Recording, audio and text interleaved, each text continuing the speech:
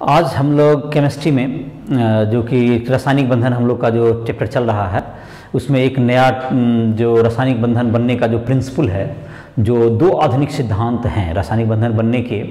दो आधुनिक जो रासायनिक बंधन जो बनते हैं, अणु का निर्माण क्यों होता है, कैसे होता है, इसके लिए तुमको दो आधुनिक सिद्धांत दिए गए हैं, जिसका का नाम है तुमको संयुक्ताबंध सिद्धांत, वैलेंस बॉन्ड थ्योरी जिसको इंग्लिश में कहते हैं। दूसरा है आणविक ऑर्बिटल सिद्धांत। तो हम लोग बारी बारी से दोनों सिद्धांत को पढ़ेंगे। पहले हम लोग संयुक्ताबंध सिद्धांत पढ़ेंगे और उसके बाद आणविक ऑर्बिटल थ्योरी पढ़ेंगे, आणविक ऑर्बिटल सिद्धांत। तो आज हम लोग स्टार्ट कर रहे हैं संयुक्ता आबंध सिद्धांत। संयोजकता आबंध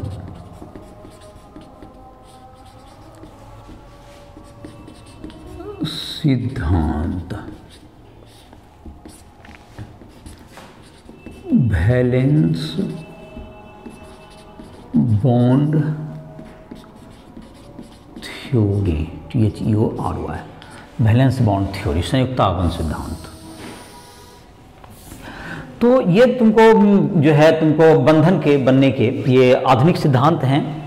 इसके अनुसार तुमको जो है ये क्वांटम आंतरिकी मॉडल पर आधारित है। यह जो संयुक्ताबंध सिद्धांत ये आबंध बनने का ये आधुनिक सिद्धांत है जो कि क्वांटम यांत्रिकी मॉडल पे आधारित है। जो कक्षकों के लिख लेते हैं एक आध लाइन।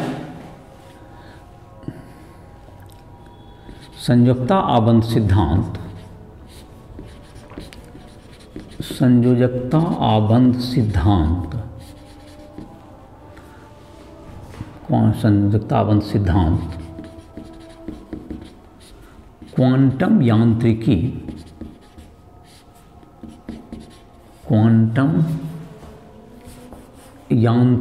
पर आधारित है। क्वांटम यांत्रिकी पर आधारित है। क्वांटम यांत्रिकी पर आधारित है। क्वांटम यांत्रिकी पर आधारित है। तो इस सिद्धांत का जैसे है तुमको क्वांटम यांत्रिकी पर आधारित है, तो क्वांटम यांत्रिकी जो मॉडल है जिसमें हम लोगों ने परमाणु के बारे में पढ़ा कि वो कक्षक से मैंने ऑर्बिटल होते हैं जिसमें इलेक्ट्रॉन के पाए जाने की प्रोबेबिलिटी अधिक होती है, इलेक्ट्रॉन वे तरंग फलन के रूप में होते हैं। तो इन सबों को कंसीडर ये करता है। तो क्वांटम यांत्रिकी के मॉडल इसमें जो है तुमको कक्षक के अध्यारोपण, इस सिद्धांत में कक्षक के अध्यारोपण कैसे सुपर इम्पोज करता है, कैसे उसमें तुमको जो है अतिव्यापन होता है और उसके जो है जिस प्रकार वो जो है संकरण कर अन्य प्रकार के ऑर्बिटल्स का निर्माण कर, संकरित ऑर्बिटल का निर्माण करते हैं, इन सबों पर आधारित है। और किस प्रकार अतिव्यापन के फलस्वरूप सिग्मा बॉन्ड, पाई बॉन्ड बनते हैं, इन सबों को मिलकर के यह सिद्धांत बनाया गया है। यह सिद्धांत कक्षकों के अध्यारोपण, जिसको कहते हैं सुपर इम्पोजिशन, जिसको इंग्लिश में कहते हैं अध्यारोपण, अतिव्यापन, ओवरलैपिंग जिसको कहते हैं अतिव्यापन, एवं संकरण पर आधारित है। संकरण पर आधारित है, हाइब्रिडाइजेशन पर आधारित है। तो जैसे कि इस सिद्धांत के अनुसार जब दो परमाणु एक दूसरे के निकट आते हैं तो उसके जो है एक के नाभिक दूसरे के और नाभिक इलेक्ट्रॉन, दूसरे के नाभिक और इलेक्ट्रॉन, इन सबों के बीच में आकर्षण विकर्षण बल जो कि वैद्युत बल है वो कार्य करते हैं, जिसके कारण कि वो धीरे धीरे क्या होते हैं, एक दूसरे के नज़दीक आते हैं। और इस प्रकार जब नज़दीक आते हैं, पहले आकर्षण बल मजबूत होता है, इसलिए वो धीरे धीरे परमाणु क्या होते जाते हैं, एक दूसरे के नज़दीक आते जाते हैं। और फिर तुमको क्या होता है, एक ऐसी स्थिति आती है जहाँ पर कि जो है स्थिति ऊर्जा सबसे जो कि स्थिति जैसे जैसे नज़दीक आते हैं स्थिति ऊर्जा घटते जाती है। और एक ऐसी स्थिति आती है जहाँ पर स्थिति ऊर्जा न्यूनतम आता है, जहाँ पर कि दोनों के बल जो है तुमको आकर्षण बल और प्रतिकर्षण बल के मान बराबर और विपरीत परिमाण में हो जाते हैं। तो उस स्थिति पर, वो स्थान पर बंधन का निर्माण होता है। जैसे हाइड्रोजन के दो परमाणु हैं जब वह एक दूसरे के नज़दीक आते जाते हैं तो काफ़ी जब जो है 74 पिकोमीटर के करीब आ जाते हैं तो इस स्थिति में क्या होता है, तुमको जो वहाँ पर बंधन का निर्माण होगा और 435 किलो जूल के आसपास उस समय जब नज़दीक आता है तो उस दौरान क्या होती है, ऊर्जा मुक्त होती है। तो इस प्रकार वो जो है यह जो 435 जो किलो जूल पर मोल है यह तुमको उस H2 की क्या कहलाएगी, बंधन इंथैल्पी कहलाती है। तो इस प्रकार से इसको ऐसे कहा जा सकता है, जब दो परमाणु एक दूसरे के नज़दीक आते हैं तो इन परमाणुओं के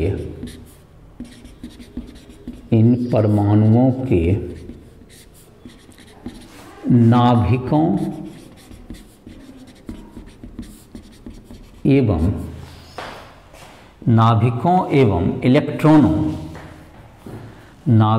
एवं इलेक्ट्रॉनों के मध्य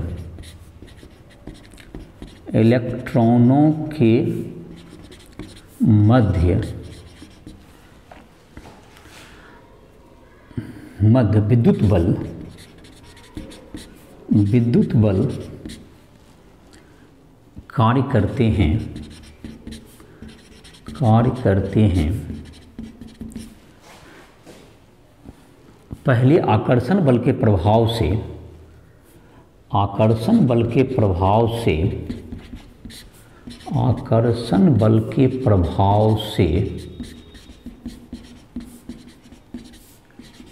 वे नज़दीक आते हैं जिससे स्थितिज ऊर्जा घटती जाती है, जिससे स्थितिज ऊर्जा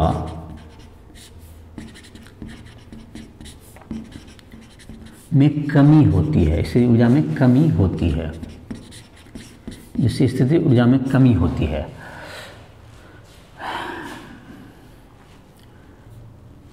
जब परिणामी बल शून्य हो जाता है, परिणामी बल शून्य हो जाता है, मतलब आकर्षण और प्रतिकर्षण शून्य हो जाता है,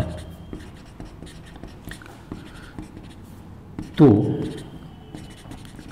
उस स्थिति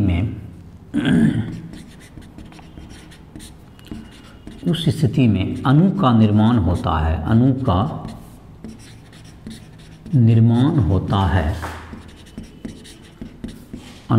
होता है, जिस पर जहाँ स्थितिज ऊर्जा न्यूनतम होती है, जहाँ स्थितिज ऊर्जा न्यूनतम होती है। तो स्थितिज ऊर्जा जहाँ न्यूनतम होती है वहीं पर अणु का क्या होता है, जब एक दूसरे के नज़दीक आएंगे तो जैसे कि तुमको दो परमाणु है, मान लेते हैं इसका Na है, नाभिक हुआ Na, एक इसका इलेक्ट्रॉन है E1 है, और इसमें जैसे तुम्हारा हो गया, यहाँ पर हो गया एक नाभिक हो गया Nb हो गया, और इसका नाभिक इलेक्ट्रॉन हो गया Eb, इसको कहें दूसरे परमाणु का। तो पहले जैसे तुमको देखो यहाँ क्या होगा, बहुत नाभिक में धनावेश है, इलेक्ट्रॉन पे ऋण आवेश है, तो ये तुमको ये नाभिक को क्या करता है, विकर्षित करेगा, लेकिन इसके नाभिक इसके इलेक्ट्रॉन को ऋण आवेश को अपनी ओर खींचेगा। इस प्रकार बहुत से पेयर बनेगा, और ये इसका इलेक्ट्रॉन को ये नाभिक खींचेगा, लेकिन इलेक्ट्रॉन को विकर्षित करेगा।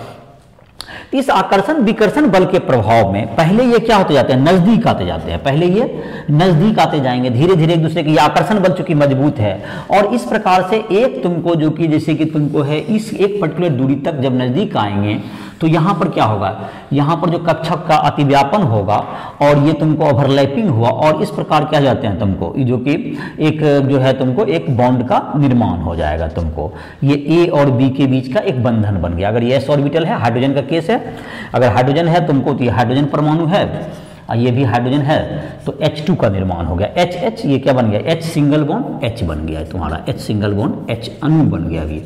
तो ये इस प्रकार तुमको क्या जाता है, ये एक दूसरे का आकर्षण बल, यहाँ पे स्थिति ऊर्जा क्या हो जाएगी, न्यूनतम हो जाएगी। तो इस प्रकार से क्या होगा, तुमको इसके आकर्षण विकर्षण बल के प्रभाव में, और जैसे जैसे तुमको जो है प्रतिकर्षण बल ये जैसे जैसे नजदीक आएगा, एक निश्चित आएगा तो उससे ज्यादा और नजदीक नहीं आ सकता, क्योंकि इसके प्रतिकर्षण बल नहीं तो बढ़ जाएगा। तो इस कारण से क्या होता है, एक निश्चित दूरी के बाद ये क्या हो जाता है, बंधन। तो इसकी जो बंधन जो ऊर्जा तुमको जो है इस दौरान जब नजदीक आते हैं, तो जब एक दूसरे के प्रभाव कारण में आते हैं, तो उसकी ऊर्जा भी क्या हो जाती है, इसकी बंधन ऊर्जा भी 435 किलो जूल के आसपास ऊर्जा मुक्त होती है। और जिसके कारण कि उसको H2 को क्या मिलता है,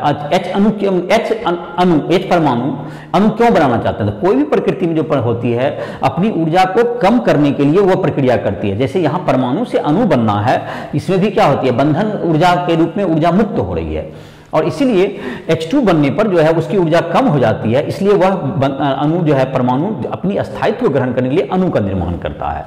तो कोई भी चीज क्या हुआ कि जिसकी ऊर्जा कम होती है उसका अस्थायित्व अधिक होता है, अर्थात अस्थायित्व को ग्रहण करने के लिए क्या करता है, अणु जो है तुमको धीरे धीरे इलेक्ट्रॉन अपनी ऊर्जा को क्या करते जाता है, कम करता है, और इस प्रकार वह अस्थायित्व प्राप्त करता है।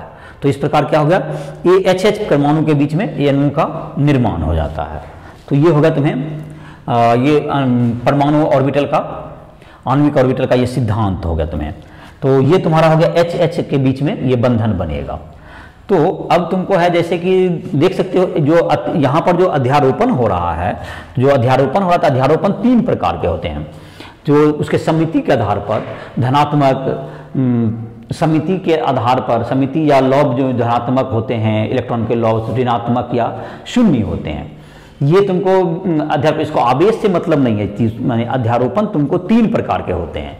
तो इसको यहाँ पर नोट कर लेगा, इसको बना लेगा। उसके बाद अब लिख देते हैं,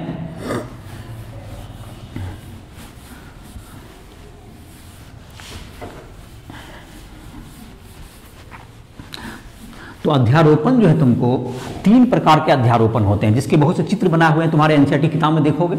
उस चित्र को तभी नहीं बना रहे हैं, और उसको देखो अध्यारोपण का।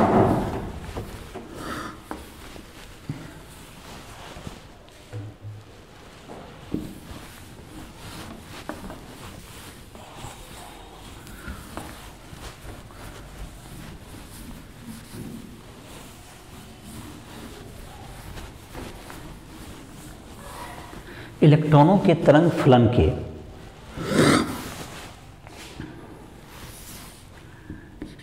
इलेक्ट्रॉन के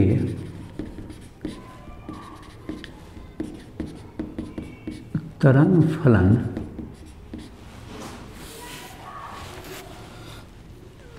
फलन के धनात्मक ऋणात्मक एवं शून्य 3 प्रकार के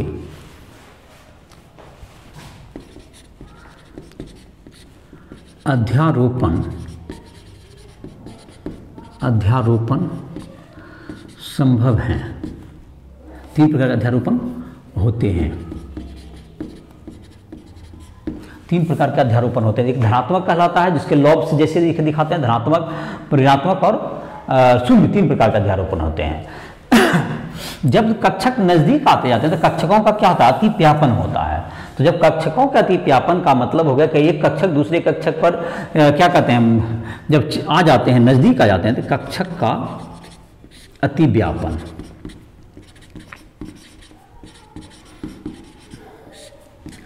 जब 2 परमाणु नजदीक आते हैं तो उनके कक्षकों का, मतलब कक्षक एक दूसरे पर क्या होगा, कक्षकों का अतिव्यापन होता है, अतिव्यापन होता है, कक्षकों का अतिव्यापन होता है, ओवरलैपिंग होता है। तो कक्षकों जब अतिव्यापन होगा, ओवरलैपिंग होगा एक दूसरे पर, तो इसके फलस्वरूप क्या होगा, ओवरलैपिंग ऑफ ऑर्बिटल, कक्षक का अधिव्यापन होगा, ओवरलैपिंग होगा कक्षकों का।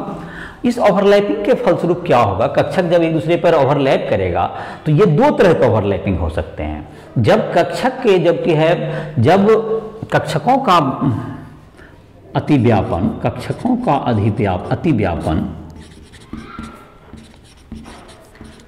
अतिव्यापन जब अंतरनाभिकीय अक्ष की अनुदिश होता है, अनुदिश होता है, तो इसके फल, इस अतिव्यापन के फलस्वरूप, इस अतिव्यापन के फलस्वरूप, इस अतिव्यापन के फलस्वरूप सिग्मा बंधन, सिग्मा बंधन का, इसको सिग्मा पढ़ते हैं, सिग्मा बंधन का निर्माण होता है, सिग्मा बंधन का निर्माण होता है। तो सिग्मा बंधन में जो अतिव्यापन होगा तुम्हारा, जैसे कि तुमको जो कि अक्ष, जो कि अंतर, तो इसमें कौन कौन होता है, जैसे एस और एस ऑर्बिटल हैं, एस और एस ऑर्बिटल के अतिव्यापन से सिग्मा बॉन्ड बनेगा। ये एक सिग्मा बॉन्ड बना सकता है, जो भी दिखा रहे थे। ये एस ऑर्बिटल का ऐसा चित्र होता है, एस कक्षक, ये एस कक्षक, ये भी है। तो ये कैसा बॉन्ड बन गया, ये भी एक सिग्मा बॉन्ड बना, ये सिग्मा बॉन्ड हो गया। तुमको दूसरा होता है, तुमको S और 2p, जो कि तुमको कोई भी S के साथ अगर जो 2p जो कि p वाला जो तुम्हारा बनाएगा, S के साथ कोई भी p ऑर्बिटल, जो इसका की आकृति देखा होगा परमाणु संरचना के चैप्टर अध्याय में, तो S और क्या हो गया तुम्हारा p के बीच में, एक S और ये p के बीच में, ये तुम्हारा क्या बन गया, सिग्मा बॉन्ड। ये भी हो गया, ये भी हो गया सिग्मा बंधन, सिग्मा बॉन्ड बन गया। दूसरा हो सकता है तुमको जो जब अतिव्यापन तुमको जेड अक्ष, अगर अंतरनाभिकीय अक्ष जेड अक्ष हो, तो ये जो तुम्हारा हो अंतरनाभिकीय अक्ष अगर जेड अक्ष है, अंतरनाभिकीय अक्ष अर्धभरित, ये सब जो ऑर्बिटल होंगे इसके अतिव्यापन से भी बंधन ये बनेगा। ये अंतरनाभिकीय अक्ष है। ये कौन सा अक्ष है, अंतरनाभिकीय अक्ष। ये भी सिग्मा बॉन्ड बनेगा, अंतरनाभिकीय जेड अक्ष, अंतरनाभिकीय इंटर न्यूक्लियर जेड एक्सिस के साथ, तो इसके आधार पर भी बनेगा। तो ये जेड अक्ष हो गया तुम्हारा, तो ये तुमको जेड अक्ष के अधीन ये बनेगा तुम्हारा। और इस प्रकार क्या होगा, इस तरह के, जबकि ये सिग्मा बंधन बनेगा। लेकिन जब तुमको दो अक्ष, जबकि ये इस प्रकार अतिव्यापन करे कि एक जब अंतर, जबकि क्या हो उसके लंबत हो, जब दो अक्ष अंतर न्यूक्लियर अक्ष के जो लंबत p या d जो ऑर्बिटल हैं, जो लंबत रूप से अतिव्यापन करता हो, तो उसके फलस्वरूप क्या प्राप्त होगा, पाई बंधन प्राप्त होता है। तो चलो इसको मिटाते हैं, देखते हैं। सिग्मा बंधन ये हुआ तुमको, जाहिर है सिग्मा बंधन जो है तुमको किस आधार पर बनेगा, सिग्मा एवं पाई बंधन, जो तुम्हारा पाई बंधन बनेगा जब ये सिग्मा बंधन तुमने देखा अभी, जो तीन सिग्मा बंधन हमने बनाया, एस एस, एस पी और पी जेड, जो कि तुमको अंतरनाभिक, नाभिक जो कि जिस दिशा जो एक दूसरे के करीब जो आ रहे हैं उसको मिलाने वाली रेखा अक्ष के अनुदिश जो बनेगा, जो पी ऑर्बिटल होंगे वो कैसा बंधन बनाते हैं, सिग्मा बॉन्ड बनाते हैं। अब देखते हैं हम लोग एक दूसरा प्रकार का बॉन्ड बनता है जिसको हम लोग कहते हैं पाई बंधन। तो देखो,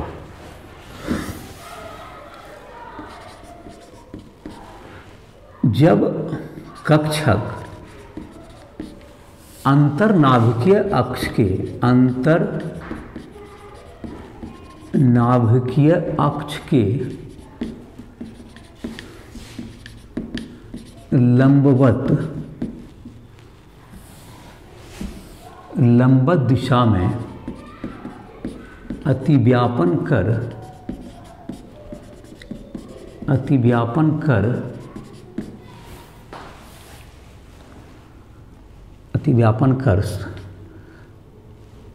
बंधन बनाते हैं, उसे पाई बंधन कहते हैं, उसे पाई बंधन कहते हैं। इसको हम लोग क्या कहेंगे, पाई बंधन कहेंगे। जैसे कि देखो, ये तुम्हारा जैसे कि अगर जेड अक्ष अंतर न्यूक्लियर अक्ष है, तो जब ये तुमको जैसे ये ऑर्बिटल हैं एक पी के, ये ऑर्बिटल दोनों क्या हो रहे हैं, जब एक दूसरे के नज़दीक आएंगे, ये तुम्हारा जो हो गया, अगर जेड अक्ष इधर है तो ये एक्स हो सकता है या वाई हो सकता है। तो इस तरह से जो ओवरलैपिंग करेंगे एक दूसरे के साथ, जो ये तुम्हारा क्या होगा, तुम्हारा ये जो ओवरलैपिंग करके जो बनेगा ये पी ऑर्बिटल। फिर से डायग्राम बनाते हैं। पी ऑर्बिटल का तुमको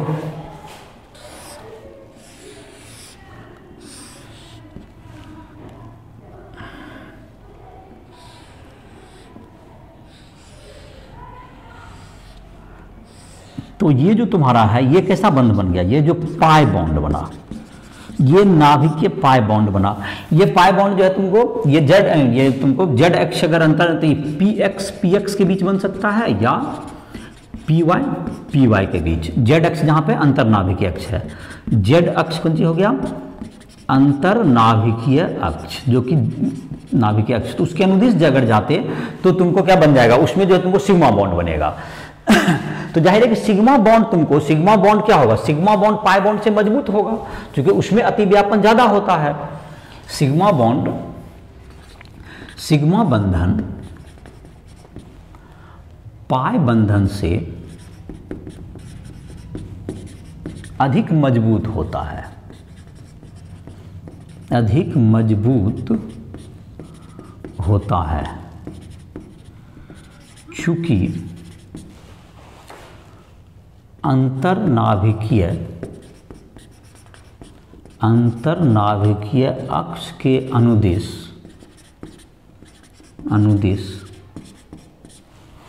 अधिक अतिव्यापन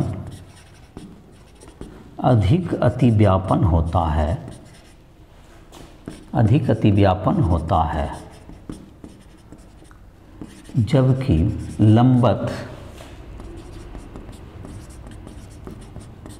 लंबवत दिशा में अतिव्यापन कम होता है। तो ये तुम्हारा सिग्मा बंध पाई बंध से अधिक मजबूत होता है। अब जहाँ तक कि अगर एकल बंधन होगा, कभी भी बनता है, एकल बंधन हमेशा सिग्मा बॉन्ड होगा, एकल बंधन सिग्मा बंधन होगा। द्विआबंध डबल बॉन्ड इसको कहते हैं, द्विआबंध डबल बॉन्ड में एक सिग्मा होता है और एक सिग्मा एवं एक पाई। त्रिआबंध ट्रिपल बॉन्ड एक सिग्मा एवं दो पाई, ये तुम्हारा हो गया। ये तुम्हारा एकल बंधन से एक सिग्मा बॉन्ड होता है, द्विआबंध में एक सिग्मा और एक पाई होता है, और ट्रिपल बॉन्ड में एक सिग्मा और दो पाई बॉन्ड होता है। तो इस प्रकार से क्या होगा तुम्हें, ये तुम्हारा जो है ये सिग्मा बॉन्ड ज़्यादा अतिव्यापन, जो अंतर नाभिकीय अक्ष के अनुदिश अतिव्यापन से बनता है तो ज़्यादा मजबूत होगा पाई बॉन्ड के तुलना में। तो ये हो गया सिग्मा और पाई बॉन्ड के बारे में देख लिया, और अतिव्यापन भी तुमने देखा। अब जहाँ तक कि अक्ष के इसके जो कि आकृति होती है, जो कि तुमको अक्ष जो कि अतिव्यापन करते हैं, इसकी ज्यामिति वगैरह को डील करने के लिए हम लोग ये जो कक्षक का जो सिद्धांत है, इसमें हम लोग इसका मदद लेते हैं, जिसका कि हम लोग कहते हैं संकरण कहते हैं। तो कक्षकों के जो कि तुम्हारा अतिव्यापन, जैसे इसमें दो बंधन कक्षकों को समझौताबंध सिद्धांत में था, अध्यारोपण का जब दो जो तरंग फलन एक दूसरे के अध्यारोपित होते हैं, जिसके फलस्वरूप जो कक्षक होते हैं वो जो कि कक्षक का अपना क्या करता है, अध्यारोपण करते हैं, जिसके फलस्वरूप सिग्मा और पाई बॉन्ड बनते हैं। सिग्मा बॉन्ड जाहिर है कि ज़्यादा मजबूत है क्योंकि वो अंतर निकले, जिधर से नाभिक जो आ रहा अंतर नाभिक अक्ष मतलब एक नाक का नाभिक दूसरे का नाभिक को मिलाने वाली रेखा, इसके अनुदिश जो बंधन बनेगा जो तुम्हारा पी ऑर्बिटल का, तो वो तुम्हारा क्या होगा, ये कहलाएगा सिग्मा बॉन्ड, अतिव्यापन ज्यादा होगा। और ऐसे जो अक्ष की तुमको ऐसे परपेंडिकुलर आ रहा है तो इसमें अतिव्यापन कम हो पाता है, तो इसमें पाई बॉन्ड बनाता है जो लंबवत आएगा, जो कि अगर ये इसको जेड मानेंगे तो ये दोनों एक्स हो दिशा में आए, चाहे ऐसे आए ऐसे, तो ये भी अतिव्यापन क्या होगा, दोनों एक्स या वाई दोनों दिशा में ये अतिव्यापन करेगा, तो ये सिग्मा पाई बॉन्ड बनेगा, ये कमजोर होता है। और इस प्रकार जबकि इन सबों की ज्यामिति को डील करना है, किस तरह के अणु बनाते हैं, किस प्रकार उसकी ज्यामिति होगी, इन सबों को हम लोग कक्षकों के संकरण के आधार पर समझ सकते हैं। तो हम लोग जो है कि इसके जो संयुक्त आबंध सिद्धांत का एक और पार्ट है जिसको हम लोग कहते हैं, जिसको तुम्हारे बुक में भी अलग ही करके दिया हुआ है, तो उसके लिए हम लोग अलग लेक्चर बनाते हैं। तो इसका जो कक्षा आबंध सिद्धांत का तुम्हारा संयुक्त आबंध सिद्धांत का ये हुआ, लेकिन उसकी एक मुख्य धारणा जो कि संकरण है, उसके लिए हम लोग अलग से वीडियो लेक्चर बना लेंगे। और जितने भी वीडियो लेक्चर्स हैं, जितने हमारे वीडियो लेक्चर दिए फिर हिंदी में हो, इंग्लिश मीडियम में हो, उसके नोट्स, या तुमको कोई भी क्वेश्चन सॉल्व करना हो, जेईई मेंस, जेईई एडवांस या नीट, इन सबों की तैयारी करनी हो, तुम राइस ट्यूटोरियल ऐप को प्ले स्टोर से डाउनलोड करके उससे हमसे संपर्क कर सकते हो। और जो भी तुम्हें दिक्कत हो रही है पढ़ाई करने में, जिस कंसेप्ट समझने में, या तुम्हें कोई क्वेश्चन नहीं सॉल्व हो रहा हो, तो उसके लिए तुम राइस ट्यूटोरियल ऐप के माध्यम से हमसे संपर्क करके अपनी पढ़ाई को आगे जारी कर सकते हो। इसी साथ इस लेक्चर को समाप्त करते हैं। नेक्स्ट लेक्चर में हम लोग देखेंगे संकरण, जो काफ़ी इंपॉर्टेंट भी होगा, और उसमें हम लोग देखेंगे कैसे उसकी आकृति होती है, ज्यामिति होती है, कैसे डील करेंगे। जो हमने पिछले आकृति के लिए तो ऐसे जो वेस्पर मॉडल थ्योरी बताया था, जिसको तुमने देखा भी होगा, ऐप पर जाकर के उसको और भी देख सकते हो तुम। तो इसी के साथ लेक्चर को समाप्त करना है।